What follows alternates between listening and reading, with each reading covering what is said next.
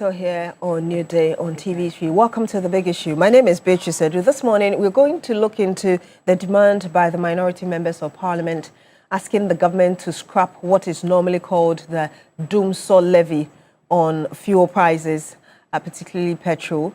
And because the members are saying that things are getting harder, prices of things are escalating because of the tensions globally, and so it is time for the government to give the Ghanaian some relief. We'll be going into that.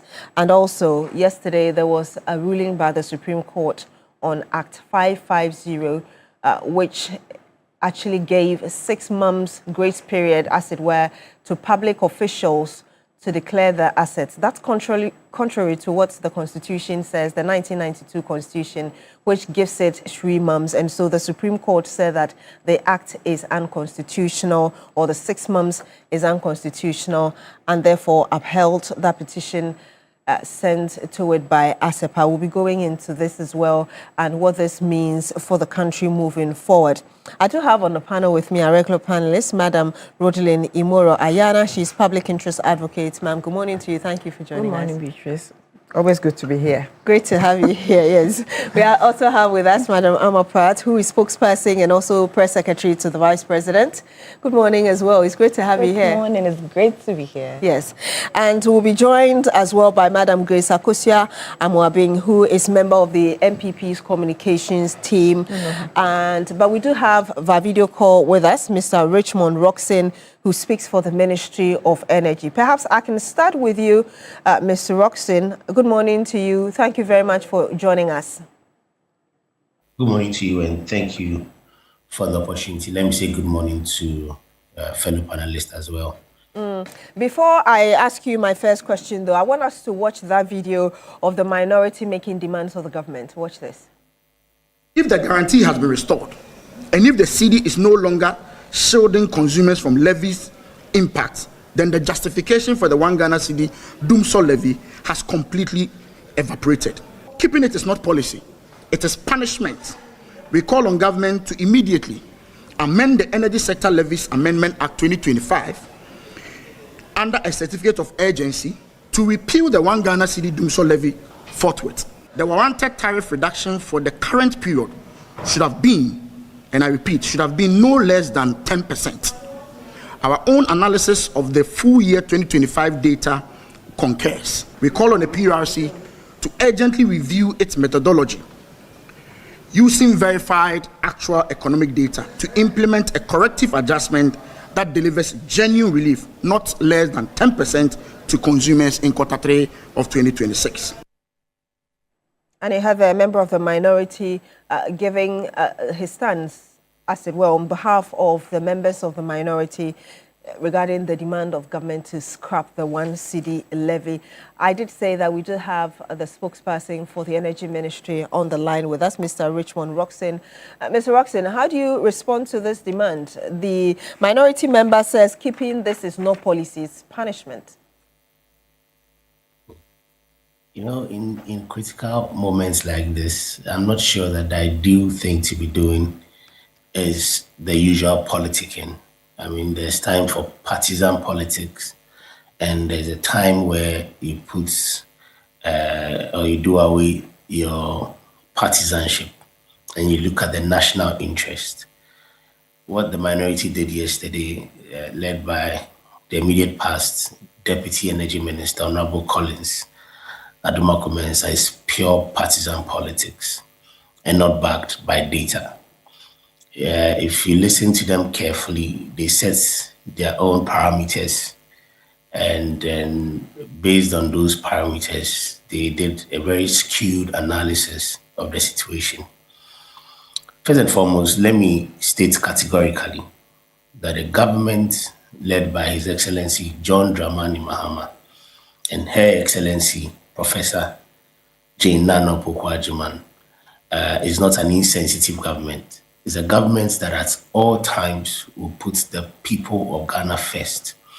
And so whatever decision that the government will take will be in the interest of the ordinary Ghanaian. The ordinary Ghanaian will remain center of that decision.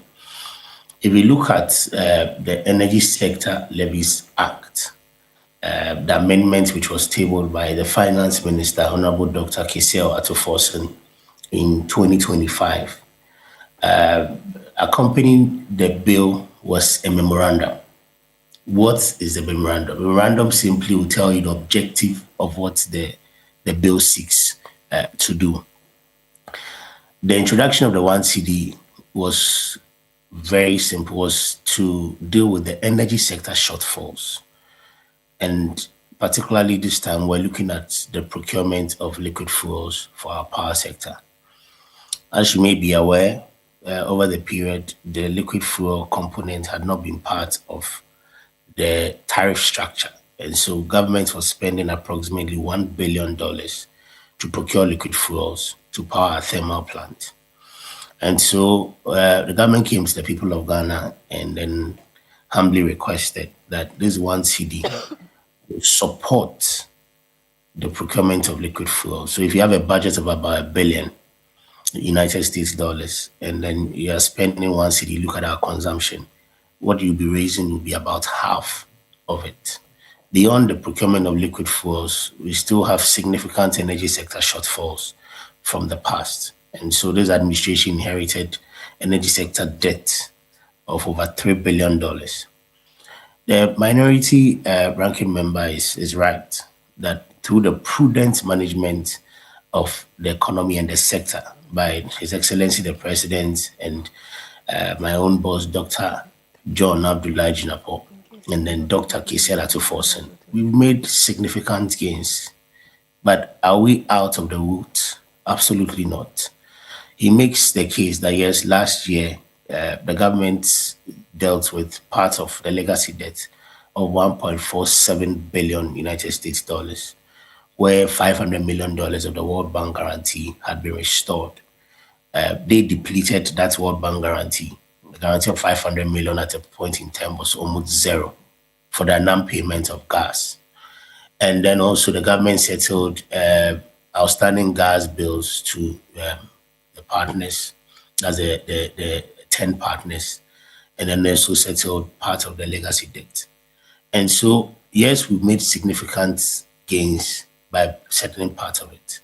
But those gains does not automatically mean that the problem has been resolved completely. The minority is looking at the current circumstances, the fact that the tensions in the Middle East in particular, the projection is that we're going to have crude prices skyrocket. In fact, there are some projections that we should be expecting $126 per barrel in the coming days. And so things are already going to be hard for individuals. Which is our come there. And that's why I said they set their own parameters. And so it is important that you look at the parameters they set in dealing with the issue. So their parameters are the issues that I'm responding to. And so the purpose, when you say that 1 cedi has outlived its purpose, to be able to tell whether it has outlived its purpose or not, you have to look at the memo that accompanied the bill and then what has been achieved so far to be able to deal with, to be able to respond to that. If we do a critical analysis of that, you would know that their position is untenable and completely false. And that is one part that I needed to clarify. If you look, we still have, like I said, we still have debt to pay. We still procure liquid fuels to power a thermal plant. And so it is not as if that 1 cedi is not relevant anymore as they claim.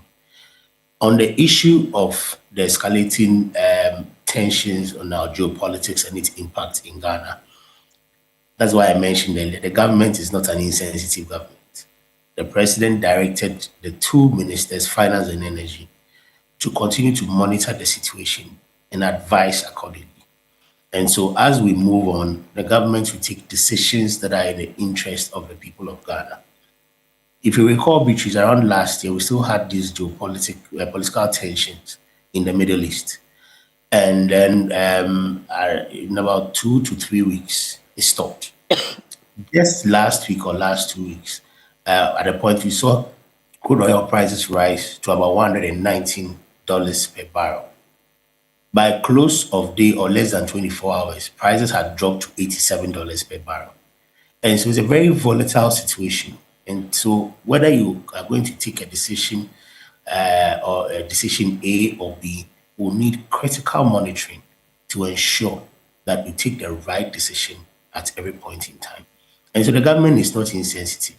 If it gets to a point where the government deems that this decision will be ideal, trust His Excellency the President, our Vice President, our Energy and Finance Ministers to take a decision that will protect the ordinary Ghanaian. So what I hear you say, sir, is that you're not outrightly dismissing this call, but looking at the circumstances in the future, something could be considered for the Ghanaian. Absolutely. Like I mentioned, all options are on the table. The most important thing is that we need to ensure our fuel security. I mean, so far, in time past, you would have seen some business persons who are profit-minded hoard petroleum product. That has not happened. Our fuel security is intact. Supply has been intact. And so all these things come to play when it comes to the decisions you make and how you protect the ordinary consumer. And like I also mentioned, we are concerned about the petroleum sector, but also a significant concern is the power sector. And so you have to do a critical analysis to be able to arrive at a decision. Thankfully, we have ministers, Dr. John Junapo, who are well versed in the sector. We have the finance minister, who is very well versed with the economy. And so together they will take decisions with the support of His Excellency the President that will inure to the benefit of the people of Ghana. We'll have to end it here. Thank you very much. And you had Richmond Roxon.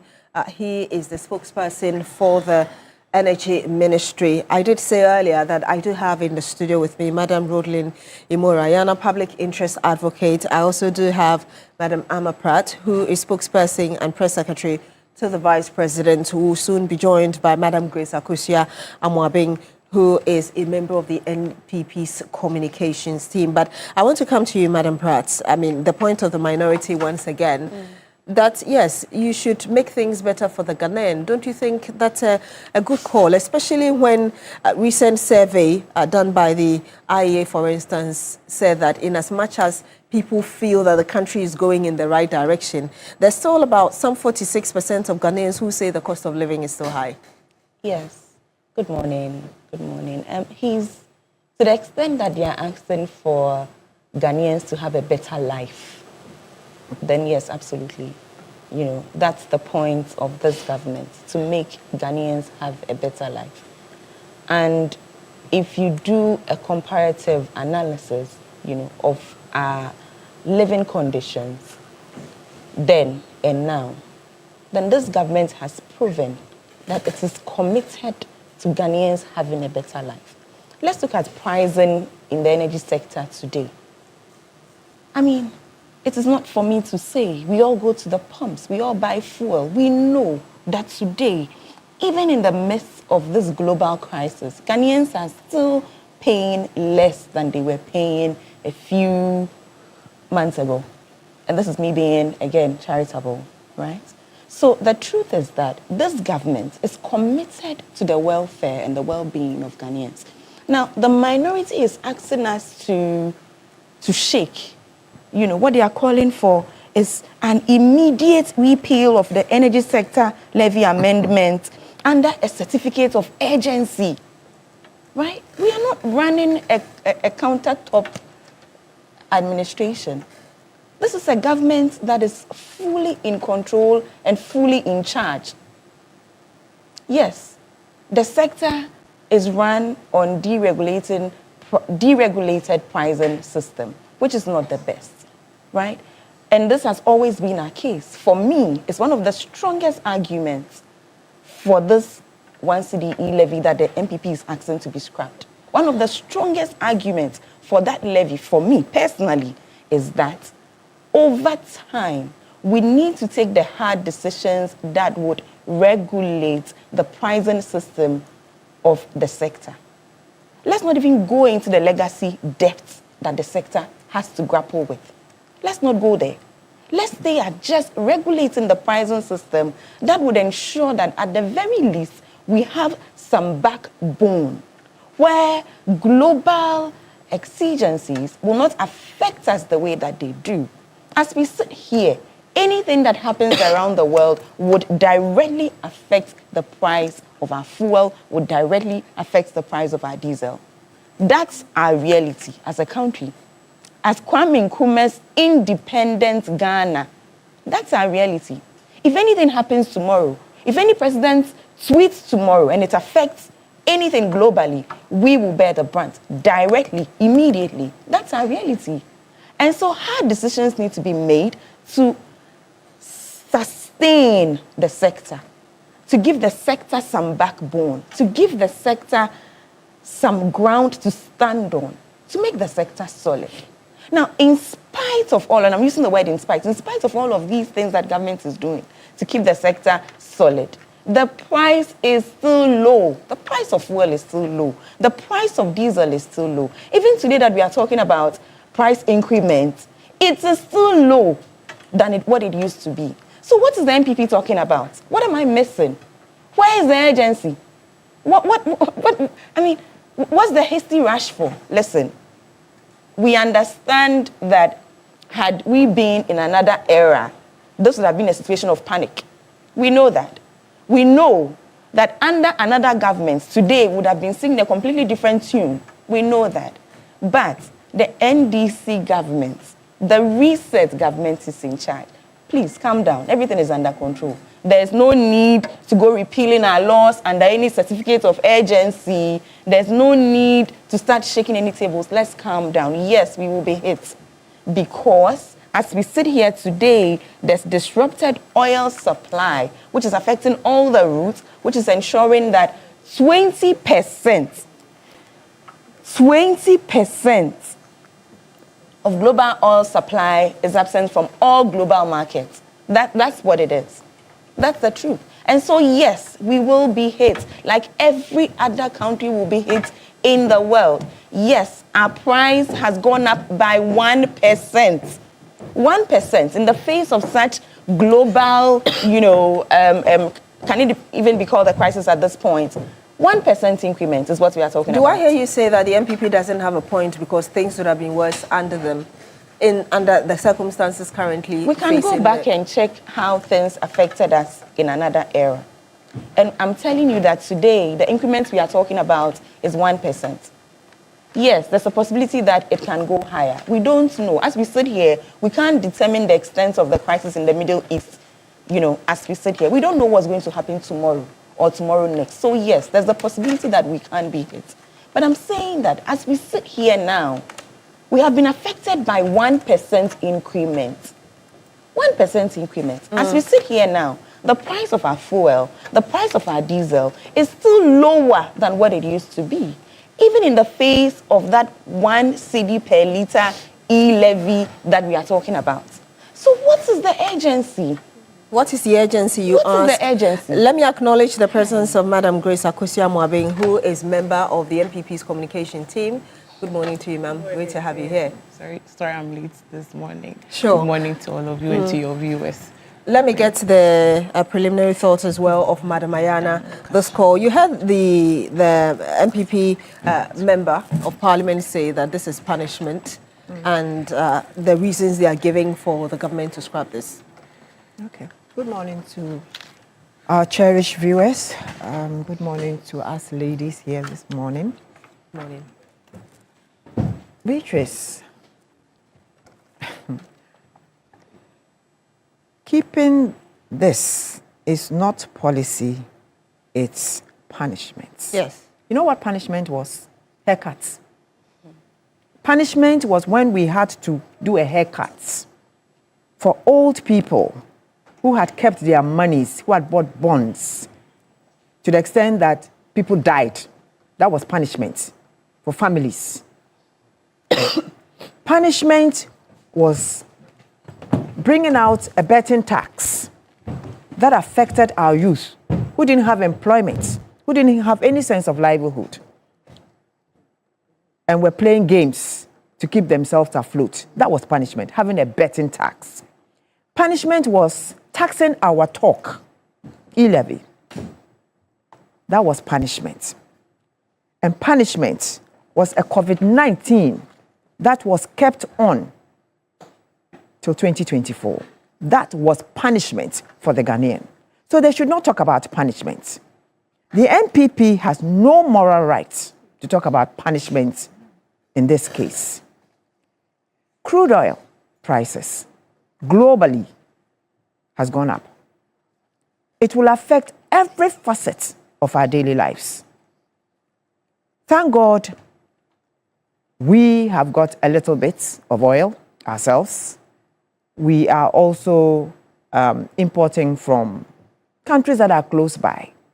Angola, presently I'm told. And even when we decide to go with Dangote, he's also getting it from Angola, Equatorial Guinea. Maybe we've done a few from Brazil. You understand? As a country and as a government of the NDC has come out to say, it is just a question of cushioning the Ghanaian populace. Our cedi is stronger today than it was some time ago. And we all know that petrodollar is dollar. So if we have our cedi balancing, at least we should be able to be cushioned with the pricing. And I'm looking at even, the taxes, the nuisance taxes that these people brought, the NPP brought. And Ghanaians did not complain. They didn't die at that time. It is the one cedi on a fuel tax to keep us going to the pumps and getting fuel. That is what is their problem. And they think that is what is going to affect Ghanaians. No, that is not what is going to affect Ghanaians. I think that as an opposition, they are playing politics. This is not a time to play politics. This country is for all of us, and all of us must make sure that the country works. So if you don't have anything to contribute, don't come condemning things that are making this country move forward. It's just one cedi on a liter of fuel. And that money has gone off to pay a debt that the NDC apparently inherited. So having inherited a debt, you will continue by all means to try and find other means, because all these nuisance taxes that were there have been repealed. Therefore, government's revenue by all means will fall at a certain stage. This was something that had come to cushion the Ghanaian, and it is still cushioning the Ghanaian because we are still buying fuel at a cheaper rate than before. And we are looking at, look, when the price of fuel was about between $78 to $80 a barrel when the NPP was in power. But how much were we buying fuel in the pumps? How much? Between 17 and 18. Today, it's about 112. And we are out there buying the same fuel, but at a cheaper rate because the cedi is stronger today. 7.57. Yeah, the cedi is stronger today. So let us at least acknowledge the fact that our economy is being strengthened. And let us also look elsewhere for problems that are coming, but not play fuel politics, something that a country has no control over. Globally, everybody knows that fuel is going to go up. Americans have increased fuel, the British have increased it, other countries have increased it. So why will Ghana be different? So I don't think that the minority had any moral rights discussing fuel when during their time they were not able to manage the fuel well and we were paying so much and buying dollar at such a high rate. This is all that there is. I mean, everybody has a way of governing. They have found their own math to govern 2017 to 2024. It's fine. They should allow the NDC to also govern from now. They have 4 years. After 4 years, if everything is all right, we, the Ghanaians, will decide and use our thumb to take them out. So you obviously disagree with the call by the NPP. I disagree because they have no moral right. The taxes, emission tax, for vehicles, for pollution, and that was to get revenue. And then we had all those nuisance taxes. They've soon forgotten. What would you say to critics who say that, yes, they might not have done what they have to do during their time, but if they also see something they feel can't be made better because they couldn't perform as they were supposed to, they don't have the moral right to? Even if you go out there and talk to a semi-illiterate, the person will know that, yes, you couldn't talk about baby fango no fiba no ntino, by all means prices will go up. This is not something for them to come and tell us. Ghanaians all know, and Ghanaians are ready to bite that bullet of 1 cedi, so that we get our fuel going, we keep our lights on, you understand, and all other things. Ghanaians are ready. Maybe MPP, those who made money, those who have money and made money, they can decide to think otherwise. But the ordinary Ghanaian that they are talking for is saying everywhere prices are going up. So if Ghana, the prices are going up, so be it. Apart from everything else, we are still getting our fuel at a reasonable price. Our dollar to go out there and do our trading, CD dollar, very good. Traders are going out and they're happy with the rates. And we get our lights on all the time. So what else? They should just give us a break. Find something else for us to talk about. I wish that the type of passion and vigor they seem to come out with these days concerning the cocoa, the way they handled the cocoa crisis, even when it was a global issue, they would use the same thing to bring back someone who gave us the haircuts. You understand? And it's making us suffer all the time. You mean Ken Ofori-Atta? Yes, exactly. Yeah, they're not even saying anything about Ken Ofori-Atta, who gave us the haircut and put us, as finance minister, who put us through hell. They're not even talking about that. They should talk about that. Well, we've heard the MPP guys talk about how they feel, Ken Ofori-Atta feels that if he comes, he may not have fair trial. We've heard the MPP say that. Fair trial. How about the Ghanaians who are here? How about those who are facing the courts now? Is anyone saying that they are not going to get fair trial? This is a democratic country. Everybody has rights. It's not a kangaroo state. And so if he comes, he would be given a fair trial, a fair hearing. I want to come to you, Madam Amoabing. I think the conversation is that you're politicking with a very serious sector of the country's economy. Your call is not urgent based on what Madam Amaprat said. And Madam Ayana also saying that you don't have the moral rights because under the MPP's government, things were worse, even when the conditions were not that bad. Right. Good morning to you. Good morning to your viewers. I'm happy to be here. I've heard all of them speak, and I think it's interesting to hear them say the minority doesn't have the moral right to speak against or talk about issues concerning Ghanaians and, the ordinary Ghanaian. They are making it sound like now MPP, the people in MPP are no longer Ghanaians, or nothing in Ghana here affects anybody who is NPP. We are Ghanaian first. We are Ghana. We are from Ghana. We are Ghanaian first before the politics. So you cannot say that we should keep quiet and look at things go wayward or go in a way that if something is affecting the ordinary Ghanaian, because we lost power in 2024, we don't have the right to talk about anything of that sort. I think it is wrong. We are Ghanaian first, so we will also make sure, we in the MPP will make sure we talk about issues, we speak about issues concerning the ordinary Ghanaian and make sure the right thing is done. All the promises that the NDC made in 2024 before coming to power, the Ghanaians gave them their trust and voted for them. We will make sure we hold them accountable and make sure they do the right things to benefit the ordinary Ghanaian, and also me, the MPP, that I'm not allowed to talk about anything that is going on in this country. Why do you think that this is the right call?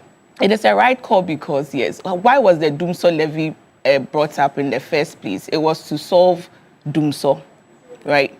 It was to solve, one of the reasons why they brought this up was to solve Dumsor. The government inherited $3.1 billion. Let me finish my statement. So it was to solve Dumsor. I don't know if you have been experiencing Dumsor in your area. For the past, the energy minister. No, I'm asking if I want to, I have been experiencing it. Maybe because I'm MPP, when I say it, they will say I'm lying or I'm making it up. But I'm asking, have you been experiencing Dumsor? I had lights out 3 days ago, but I remember also that the energy minister I'm trying to drive my point home. So yes, you've agreed to it that you are experiencing Dumsor. I'm also asking, is your meter running? Are you buying I'm not agreeing to experiencing Dumsor. I'm talking about you had Dumsor 3 days ago, right? Lighthouse 3 days ago. Yes, I was in one yesterday. And also some 2 days ago, I mean, in the afternoon, I wasn't home, but then that particular day I was home and I experienced it. So I said, oh, so because I've been out, this has been happening and I'm not experiencing, but now I'm home and I'm seeing it. Our meters are running. Why was the Dumsor levy brought up in the first place? To solve these issues. We are still experiencing Dumsor.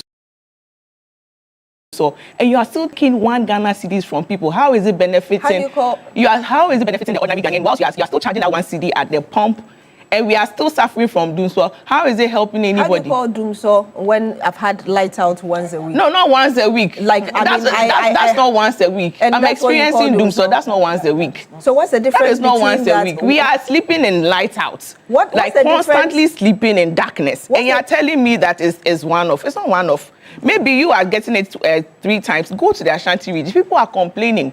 The ordinary Ghanaian, the young entrepreneur out there, is experiencing this challenge when it comes to their business. Businesses are struggling because of them. So you are taking 1 cedi because of the levy. The minority is asking that just take the 1 cedi off, because we have projected that in a few coming weeks, the price of fuel is going to go up. The price of fuel has gone up.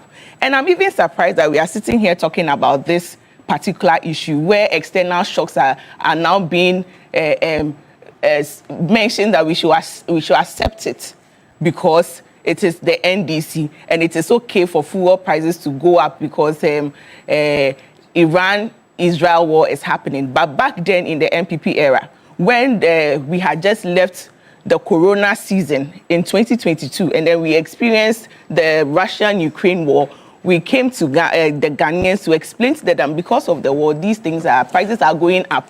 The NDC used it to campaign on their campaign grounds that there's nothing happening in Ghana. Something that is happening in what do we call it, Russia, that is 7,000 miles away from Ghana, shouldn't affect anything in Ghana. Okay, so Ghanaians should accept, Ghanaians should believe that it's the MPP causing the things to rise, prices of food to rise in the country.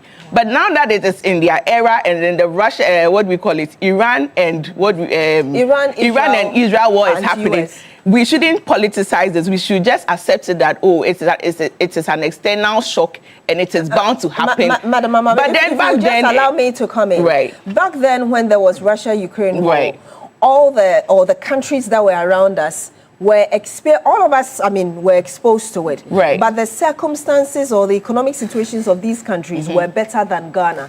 And again, people argue that the Russia-Ukraine war hasn't ceased. The last time I saw the Ukrainian president having a conversation with so they are still throwing bombs 7,000 miles away. If I could land on my question. Right. So the argument is that the NDC government has been in power since 2025, right?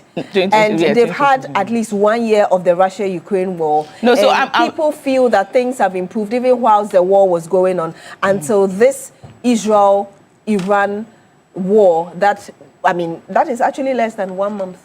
Right. So, how much was the price of fuel back then? I think during the Russian-Ukraine war, it was around $120 per barrel. Right now, I think that the price of fuel the barrel is now going for $100. Right. If you should a little over $100. Yeah, a little over $100. Yes. And then we have a projection that in the coming few weeks, we're going to hit 17 Ghana cedis per liter of fuel. That's what I saw. That's if things continue to get worse. Yes, it's a projection. So all what the minority is saying is, since we also have the Ghanaians at heart, why won't you remove the D-levy to cushion Ghanaians? Why should we wait for it to get to 17 cedis when we can make the lives of Ghanaians better? Because the Dumsor is still there.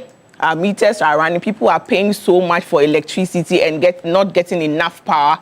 We are paying more, but then we are not getting enough. You are paying, let's say if I was paying 300 Ghana cedis and it was taking me for 2 weeks, now that 300 cedis is taking me for just 4 days. Why wouldn't you consider these, why would you consider the young Ghanaian that you promised free, what do you call it, 133 jobs? That's the 24-hour economy that you haven't been able to implement. You are still in the process of implementing free 24-hour economy. Why wouldn't you think about that person? Why are people that are young people that are not being employed are still at home? what do we call it? Young entrepreneurs are struggling because of this same doomsday and same electricity meters running. So all they are saying is, repeal this D-levy. If you think, repeal this E-levy so that it will cushion or it will benefit Ghanaians at this time, because Ghanaians are going through hell. Prices of food are up. So that's the simple thing the minority is asking. That is the simple thing. And you said that, and again, you're reiterating what the minority said, that it has outlived its purpose. Right. I did say that one of the reasons for bringing this pair, what the government told us, was to clear $3.1 billion debt. We know per the announcement of the government that they were able to pay $1.something out of the debt. Right. The government equally accused the NPP of depleting the ESLA funds. And there is some data that also shows that you were supposed to have raised some amount of money. At the time the government came in, it was short of $2 billion. And so they needed to get all of that done. Again, you disagree with the fact that the argument or the stance of the NPP is being seen as lacking morals. I want to give you some data, because in 2020, the price of per litre of petrol was 6 cedis. It jumped to 16 to 16.99 in 2022 per litre.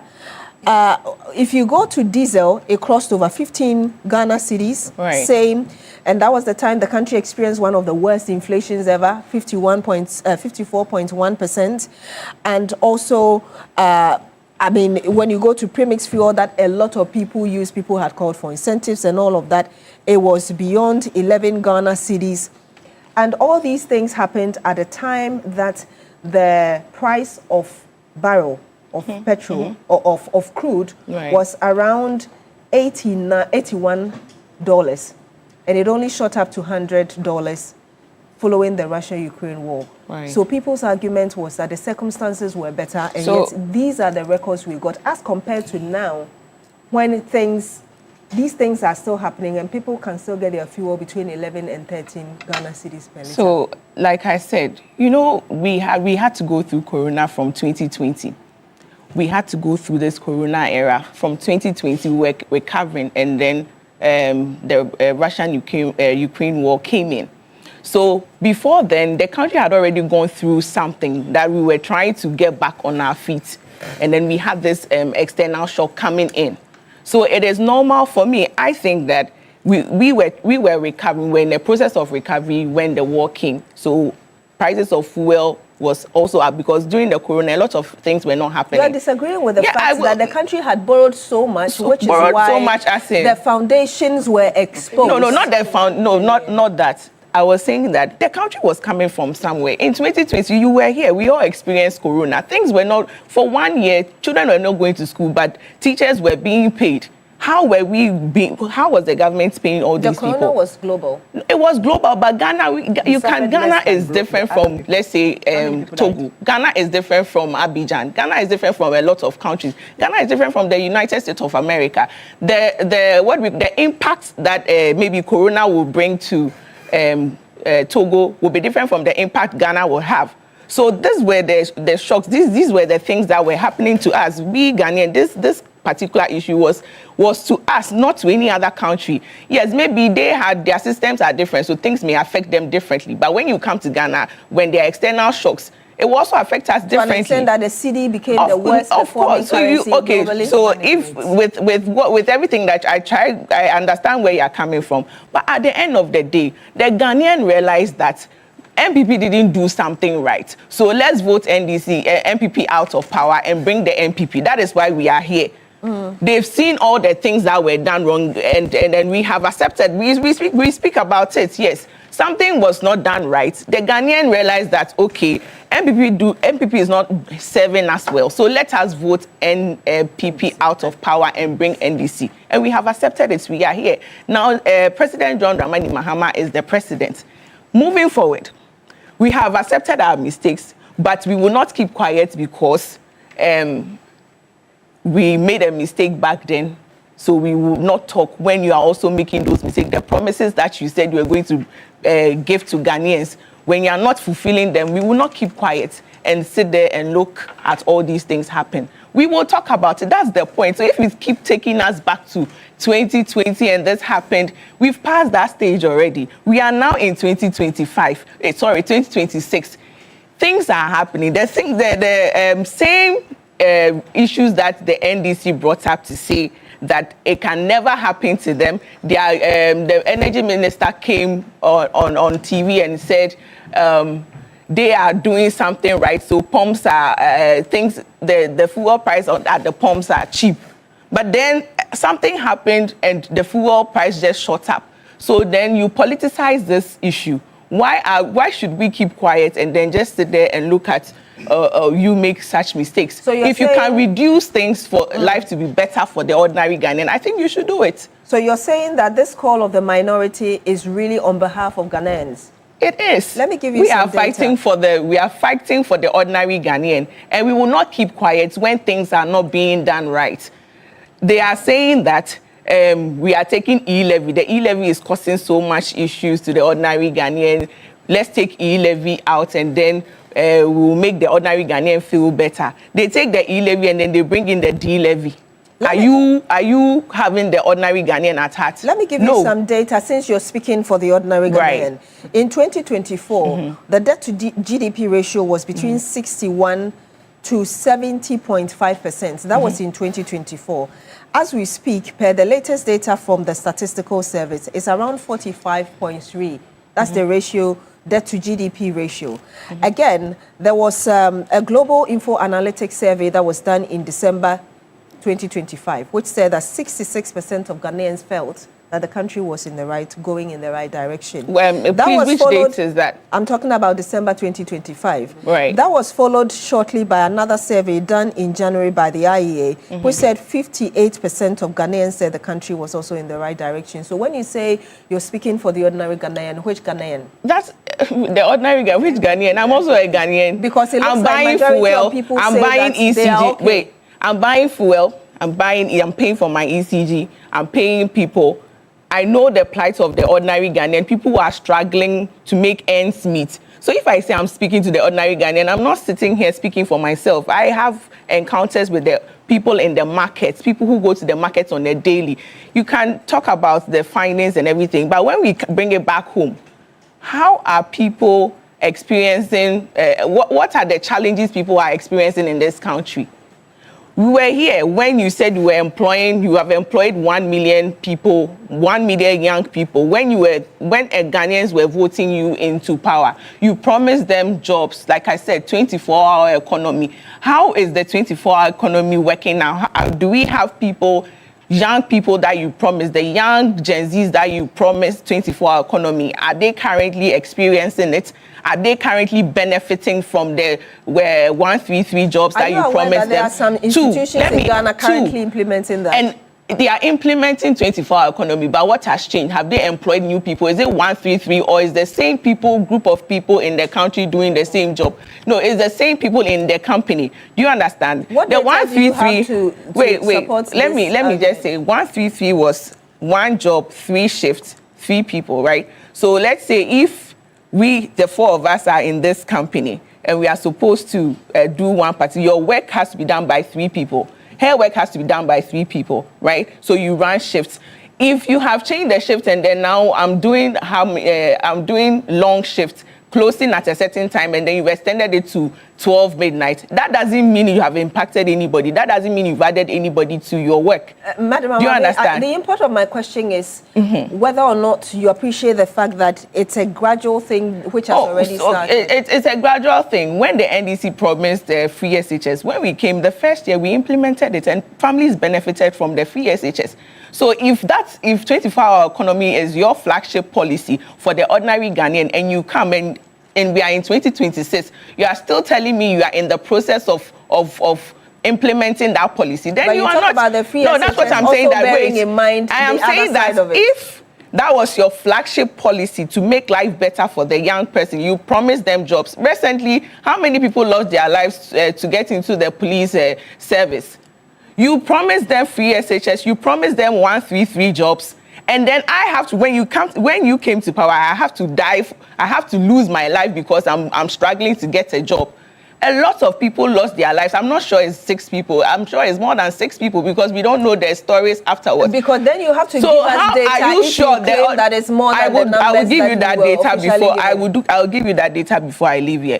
I am just saying that with what you read, that life is better for the ordinary Ghanaian. Life is not. I just gave you the data based on the survey that was conducted. We were on social media where young entrepreneurs were complaining that they are trying to start something for their life, start up something for themselves, makeup, wig, hair, barbering shops, and they are even struggling to buy electricity for these shops. For the ordinary, I'm speaking on behalf of the ordinary Ghanaian as an entrepreneur. Of course, please. No, it's not everybody who gets up and drives a car to this place. Some people use the public transport. So we have the market women. We have all these people. All I'm saying is that you said the Ghanaian is okay. The Ghanaian is not okay. People are complaining. Go on social media. Young people are talking about how they are spending so much money to start up something for themselves. By the end of the day, like I said, electricity bills are not favoring them,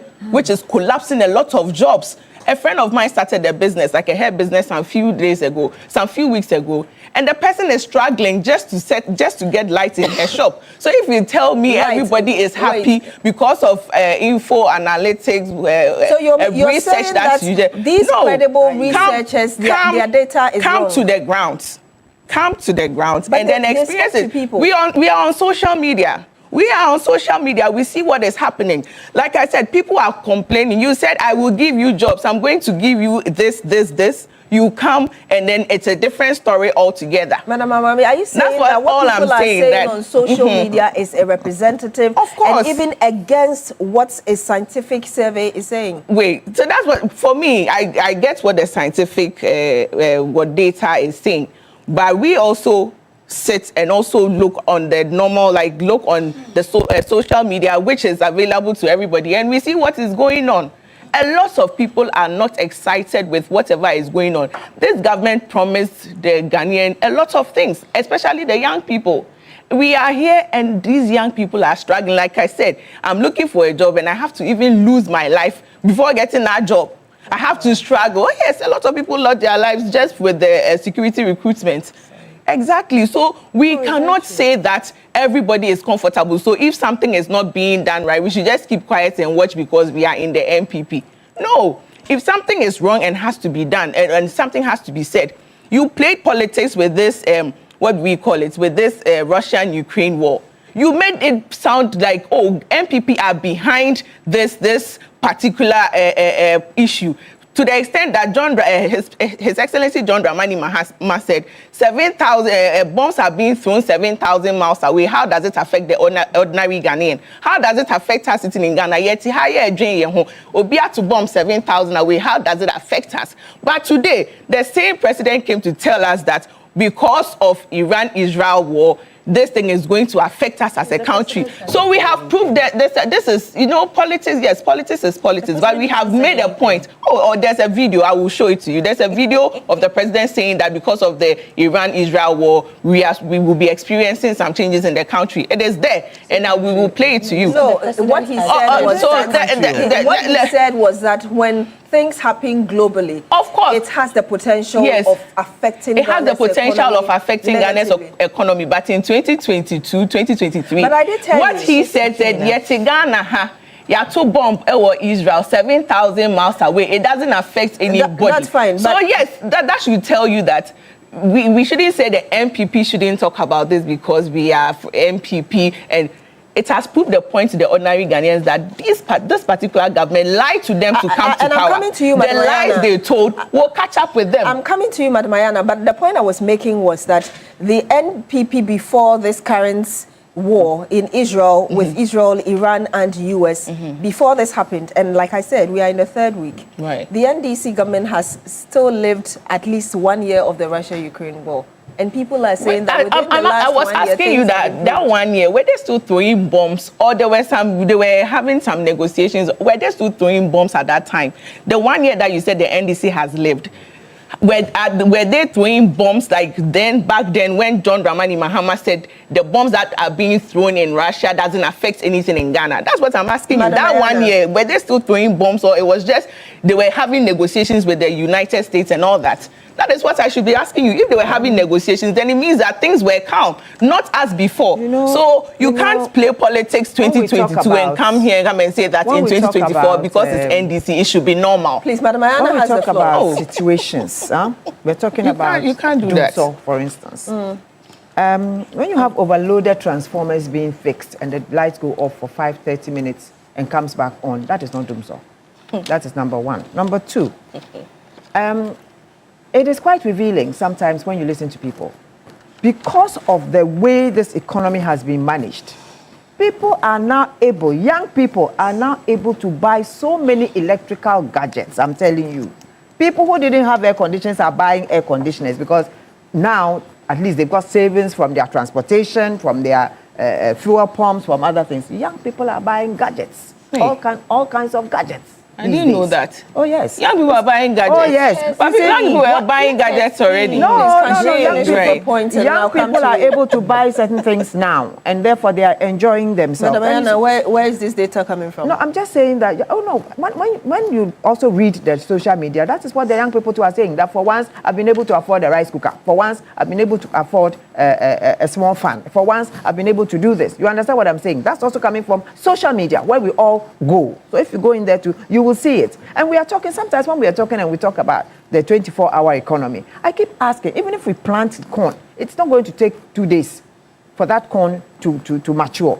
You understand? At the end of it, let us look at this system of free senior high school. Every time that you talk about a policy that is supposed to be a social intervention, that is supposed to be grand, free senior high school, that free senior high school, yes, it was a campaign promise. It was something that the president decided to do, and he did. But did he do it right?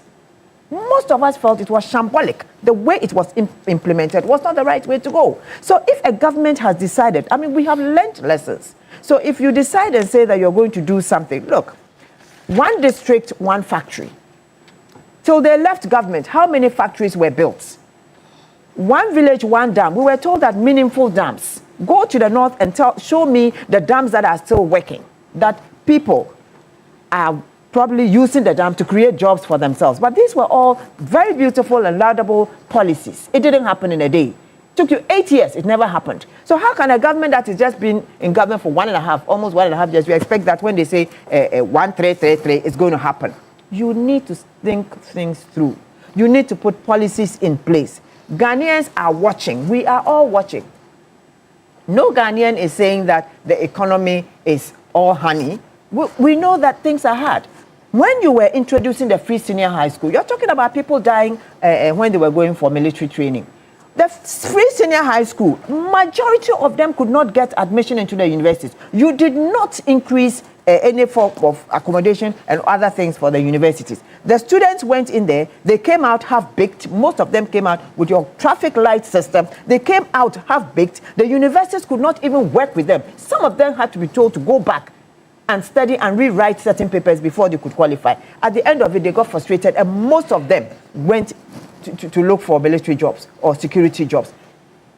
You cannot just quantum the type of backwardness that this shambolic implementation of the free senior high school has brought to this country, where you now have to deal with people going to workplaces and not delivering. Because they did not. If I had a recipient of that free senior high school in my house who took my standing fan and opened my shower and decided to wash it, this would never have happened if the free senior high school had been implemented well. But the other argument is that, yes, there might have been challenges, but at least it gave millions of Ghanaian children the opportunity to have at least that level of education. What level of education? Go out there. You see, the same social media. You actually read people talking about how they've employed people who cannot even put sentences together. You understand? And it's all this free senior high school. We just lumped thousands. It was a good idea, no problem. But you needed to take your time. That was why it was supposed to be gradual, progressive, not just because I promised it, bam. So you want us to just go and you just expect that, oh, the way things are going, we have decided that there's supposed to be 133 jobs. Ghanaians know that they're supposed to be. Look, yesterday, I think there was an issue of a coconut husk project by the Basintale-led Youth Employment Agency. I came across it and I was reading it, and it was something to do with MPP asking that he had promised that there was going to be this project, and they haven't seen anything. And he came out and said, look, we are now in the process of getting all the tools together. It is going to come on. You understand? And he said, I have gotten the machines. We've gotten the machines. We've now put people in training, and then we will find time to launch this, and everybody else will know. But we will not rush to do anything that will just create another problem. That is what is needed. You have to think through things. You just don't rush and come out with policies just because the public wants to hear that you are doing a policy and then not do anything at all. And we are talking about a country where unemployment is so bad. So if you look at the way things have been done in the past and you look at now, at least there is hope that things are going to get better. I went to Winneba, and on that road, I could see still people working. If that road is done, it opens out avenues for trade and other things. I went through the Somanya Road. It's going on. There is a lot of, projects going on in this country. Let us be patient enough to give the NDC government at least 2 years to put their act together. If we find out that they are not moving as they should, then we'll start complaining. Because you see, when you look, if you read through from 2017 of the MPP government and 2018 of the MPP government, they were putting things. Even up to 2019. Exactly, they were putting things in order to get the economy moving. So it's not a one-day event where you expect that because they promised it, they must deliver it at once. No. It takes time for things to look. The way things are run down. Yesterday, I had to go to NADMO, the NADMO offices, and when I got there, I said, "What is this?" So, do you mean to tell me that those who lived in this place didn't see that some of these things were so broken down and you can't fix it? And I was told we are now fixing it. You understand? We had a terrible 8 years, and people don't want us to say it. If NDC does not deliver, I will sit here again and say that NDC has not delivered and we must chuck them out. The other part of what Madam Amabin said was that, yes, people said that we didn't do well. That's why they voted us out of power. So they should allow. So if you've come here and we are saying that make things better than you think you're doing, what is wrong with that? They should allow time. It's the timing. When did the war start in Iran?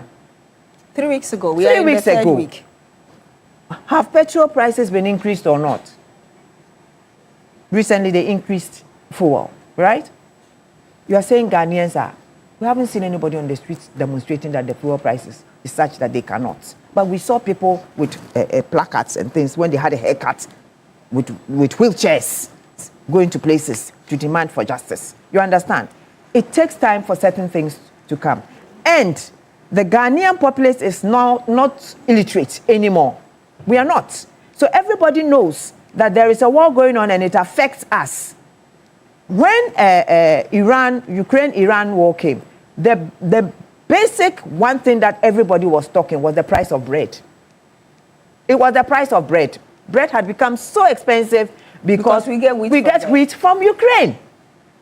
You understand? And that was one of the bases. I mean, bread is such a common food that when it became expensive, everybody was talking, and nobody even was talking about fuel, because I don't think we're getting any fuel from Ukraine. It was bread, wheat from Ukraine. You understand? I would let you come in. I said we're not getting fuel. Oh, madam, how are you saying we're not getting fuel from Russia? I didn't say Russia. I said Ukraine. She talked about I didn't say Russia. Okay. I said Ukraine. But what's happening at two places, no, not just I'm Ukraine. just saying from Ukraine. Because I just heard her say we're not getting fuel. No, I said we're not getting fuel. Well, at the point, from actually, Ukraine. because of the sanctions against Russia, yes, world leaders were not even allowed to buy from Russia. You see, but I'll come to you very shortly. And you saw at the end of it, at the end of it, I just want you to. Yeah, so I'm just landing. So at the end of it, you see, when we are talking, even though I agree that the NPP didn't do well, so we decided to vote the NPP. We did well. We didn't do us and please, Papa. no, We did just well. said- I'll come to you. But you just said that we No, I mean felt. with what you were saying, like with regards to what you just mentioned, when it comes to the haircut Madam and Amabin, things. No, I'm just saying that. No, you know, generally, I will allow her to. Like, no, let me. If the host will tell me to stop, so generally, you just hold on. generally, you have Yes, admitted here. Kindly host note will tell your me to point. stop. Madam So you Abuabe, hold Madam on Ayana with- to Generally- end. generally Please you let her have finish with admitted- the But point. you know- I'll certainly come No, to you. wait. No, is Generally- she telling me to stop? And No, I'm saying no, that the if host all will of us tell are me talking, to we stop can't hear if ourselves. you have to. So she Yeah. shouldn't So come in allow when I'm me- trying to okay, say allow something. me Because saying there was a point where I was talking and she came in, you I came want in, allow and me I didn't to. say anything. Yes, But okay. I was saying that she I should hold on because if I'm coming I want in, you will tell madam, me to stop. I want you to take your notes. Right, I will and do then that, when but she's done, I I was will just come to you. prompting her that, That's yes, she fine, should let Madam me Ayana, flow. please. You still have the floor to allow end me briefly. to, Yes. Right. to land. Yes, So exactly. all I'm She saying has is to that tell me, no. the NPP is a watchdog. They are doing their watchdog business to keep government on its toes. It is something that is expected, but they should also do it in a certain manner that doesn't give the Ghanaian the fact that they just want this country to fail. Because sometimes you hear, it comes also, you talk about social media, some are negative, some are positive, some are from reliable sources, some are not. But you hear things like, oh, we hope that the war goes on so that the fuel prices will go up and then the NDC will fail. It's not NDC that is going to fail. It's not NDC that is going to suffer. It is Ghanaians that are going to suffer. And at the end of the day, nothing is going to work in this country. And it will affect both NDC and NPP. So let us as a people not always want to do things that will bring another government down, but we are supposed to try and make that government work. And I will come If to we you. have a better Ghana, very quickly, and this Madam NPP government Amaprat, will enjoy before it. I come to you, No that's okay. problem, that's but I fine. wanted to read some facts to you because you are saying that you are asking a question of whether or not there are still bombings in Ukraine from Russia. There is this information coming in, and this happened less than a week ago, I think around 3 days ago, and it said Ukrainian forces are saying that actually since the evening of the 18th of March, Russian troops have they've been launched bombing. a wide drone attack, destroying or suppressing 109 out of 133 drones, and already some That was individuals.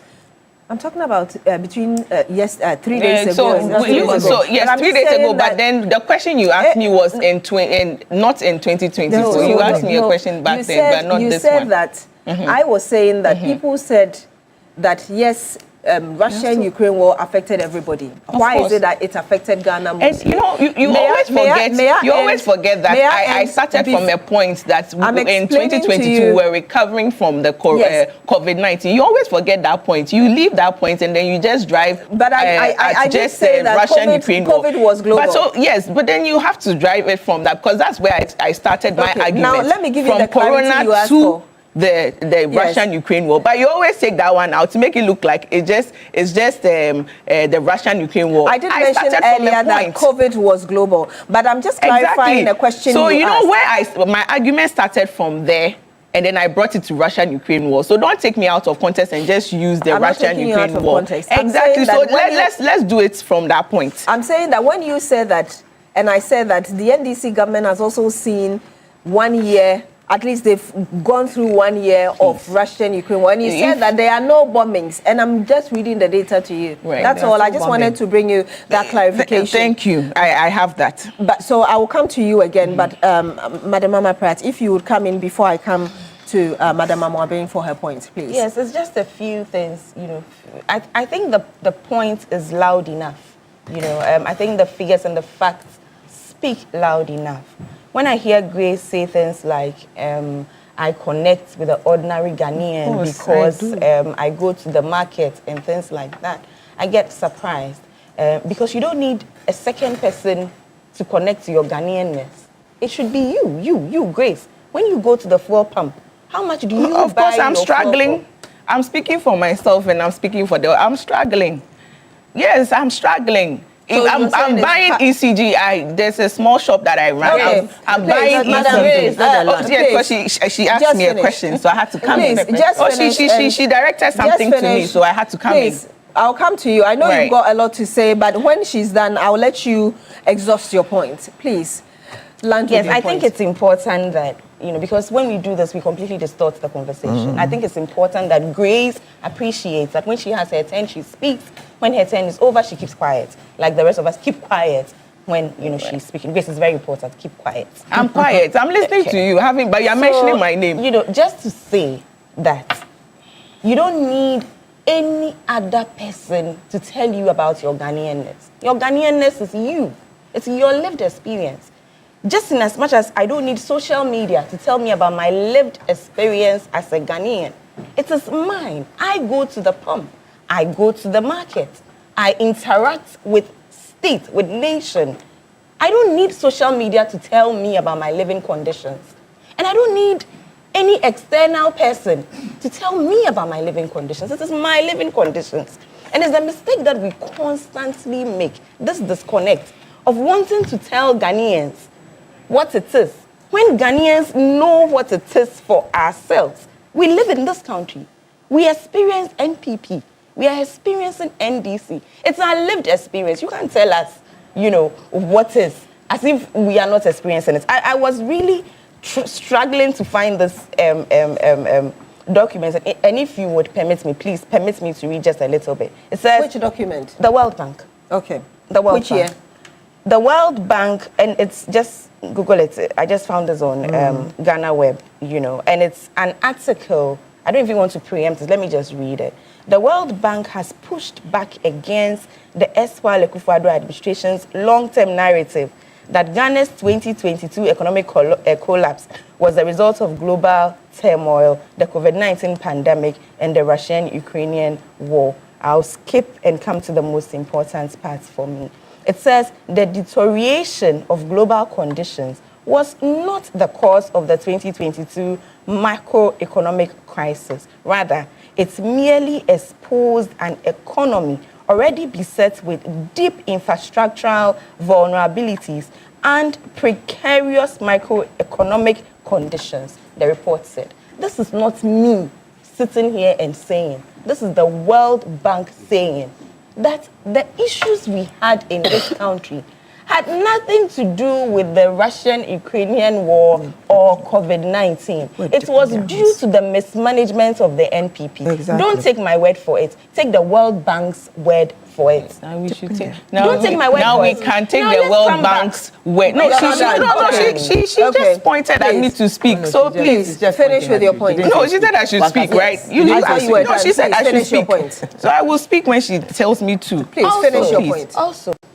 all of these things we are talking about happened in 2022, right? In 2020, what was our inflation? What was the inflation rate of Ghana in 2020 before Russia and Ukrainian war?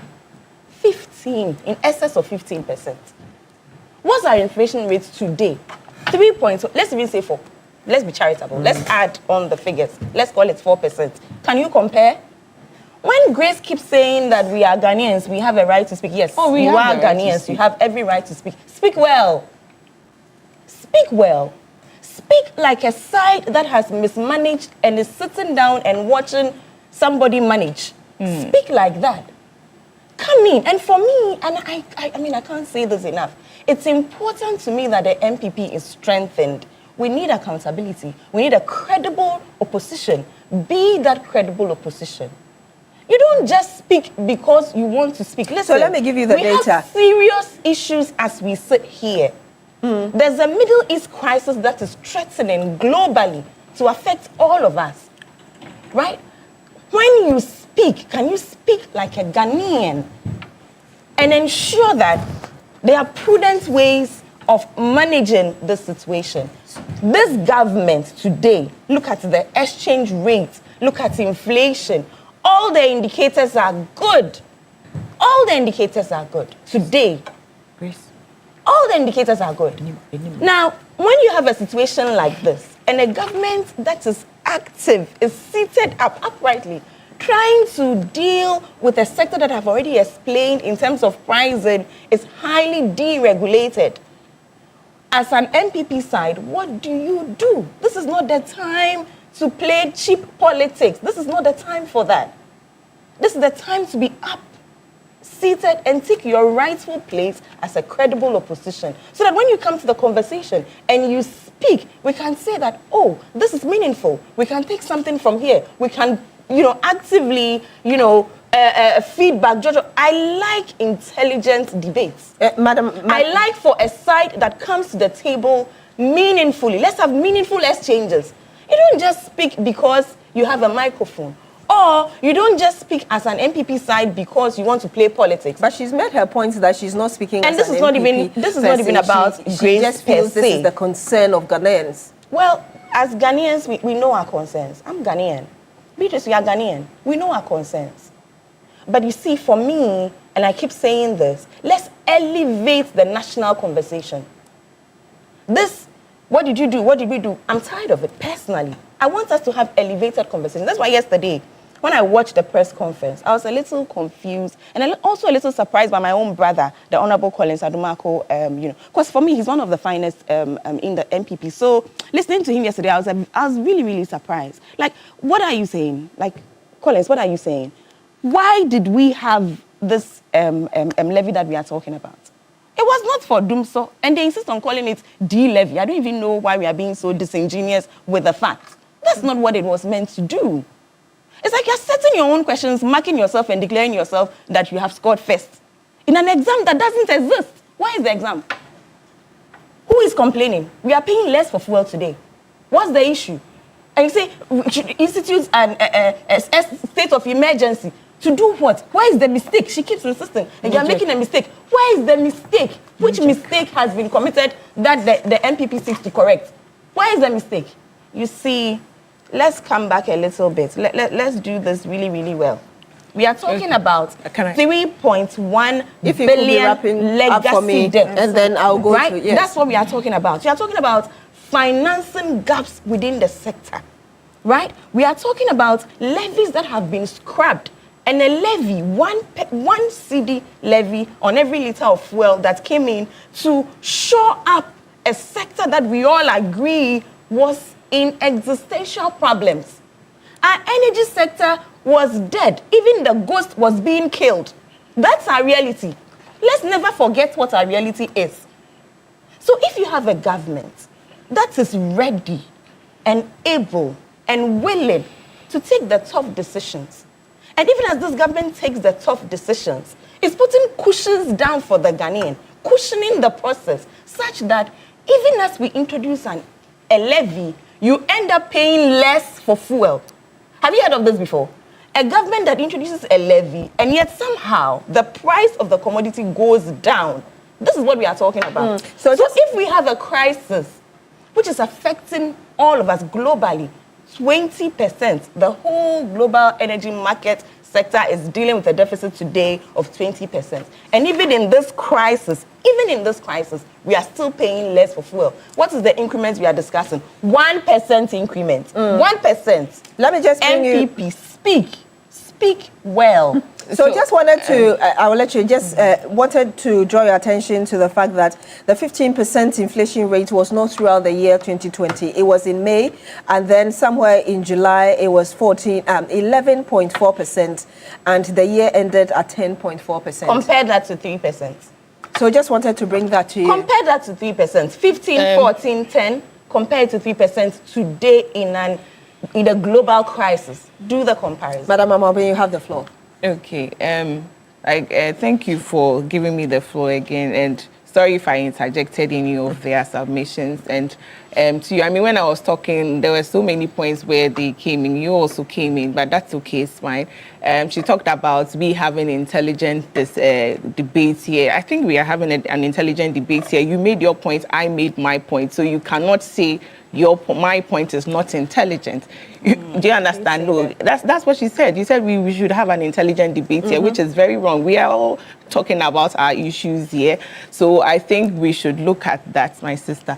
One more thing. She said, she was talking about haircuts, about we giving the ordinary Ghanaian haircuts. We were here a few weeks ago when you took down a promise that you made. You promised Ghanaians, the Ghanaian cocoa farmer, an amount of 7,000 Ghana, 6,500 Ghana cedis a bag for the price of cocoa, and then you come back to give the Ghanaian cocoa farmer a haircut, you cut down the price of cocoa to 2,500 Ghana cedis. You are making it look like haircuts or challenges were only.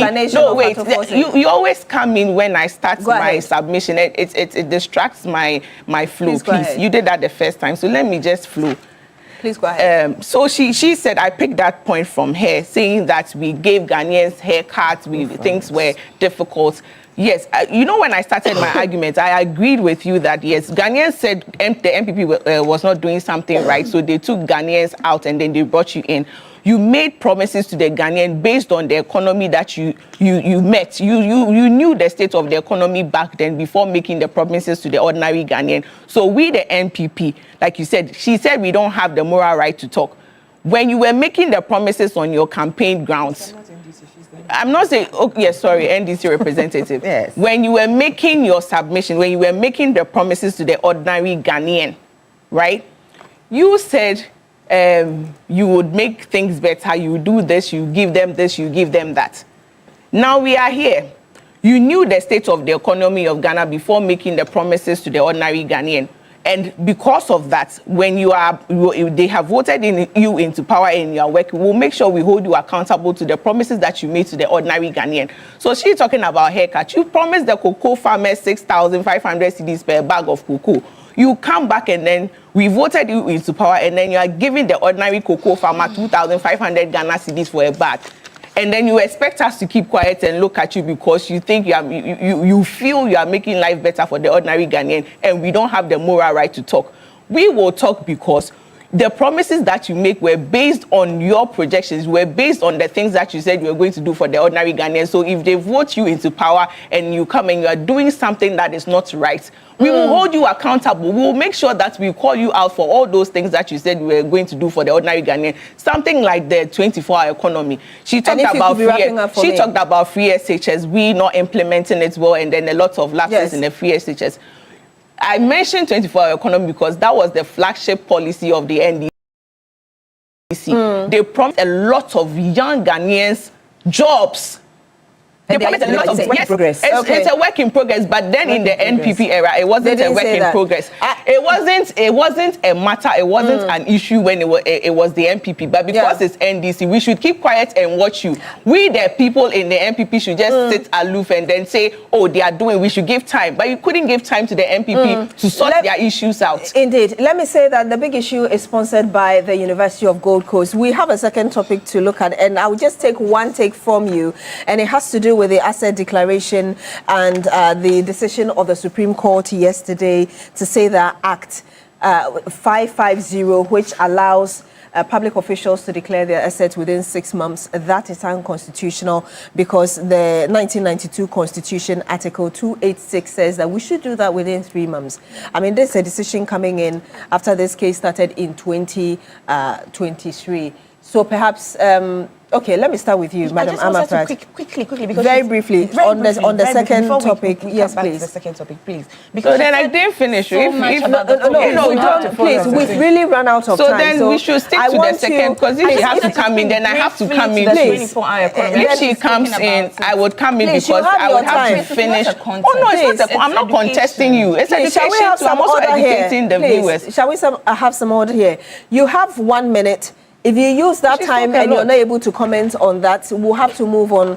I'll have to move on to Madam Ayana, please. This 24-hour economy thing, she's referenced it like 3 times already in her speech. I think it's important that, I just say, one or two. So 24-hour economy, nobody said it was going to be instantaneous. That wasn't the promise. MPP knows. Ghanaians know. It's progressive. I won't speak much. Today is Thursday. On Tuesday, when Her Excellency Professor Nanaji Nopokwajiman met with the Communications Minister, the Honorable Felix Pacho-Fosu, and there were sector directors there, the director for the Ghana Publishing Company gave a brilliant, indication of how the 24-hour economy is working. So at least in the Ghana Publishing Company, we are running a 24-hour service. Please, your now, thoughts? Other sectors will come on stream as we move along. And ultimately, all of Ghana will be mainstream. So let's just understand that the promise was made, the promise is being kept progressively, just as was promised. Asset declaration, now, you have 30 declaration seconds, is please. important. It's a very important check, you know, in our democratic system. It's very important that any democratic system has checks and balances. And for me, asset declaration will be one of those. I have done my asset declaration. In fact, I will give kudos to my office and say that we did it collectively. Our chief of staff said to us that the president has given this date for every appointee to do assets declaration. Now, we are going to backdate ours or do ours earlier than the date that was given. So as an office, we all did it together and presented it even before the deadline, which is how I think it should be done, which for me would be the spirit that every state institution, every government body would come to, you know, this asset declaration conversation with, because it's important. It's very important. I will also say that the fourth estate is doing well. I'll be glad if you land in I'm like about 5 seconds. to land. Yes. It's doing well by being accountable. However, I had, you know, reason to have a bit of back and forth with them because they did a publication that named people within my office who were supposed to have not declared, and it wasn't really factual at the time. All right, but so just to say that, it is important that we declare. It is important that we have agencies or bodies that are constantly checking, but always let's be accurate with the facts. So you agree with the Supreme Court ruling, obviously, per your argument, that it should be within 3 months? That's a whole conversation. If I meet in 2 seconds, you misquote me. Please, your thoughts on the fact that the Supreme Court says the 6 months was unconstitutional, and so we should stick to Article 286 of the 1992 Yeah, Constitution. I think I agree with them because yes, we are doing this to curb corruption. Yes. And I think it's important to every Ghanaian. So I believe before you even take the office, you should be able to declare your act.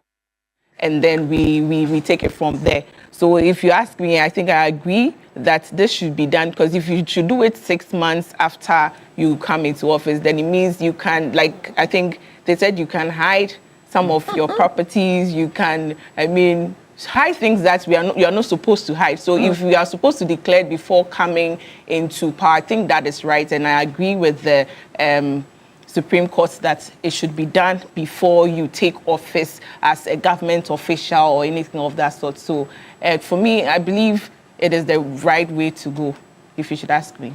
Okay, great. Madam Ayana, your thoughts? I agree with the Supreme Court on this one, but to be honest with you, I think it's a useless act.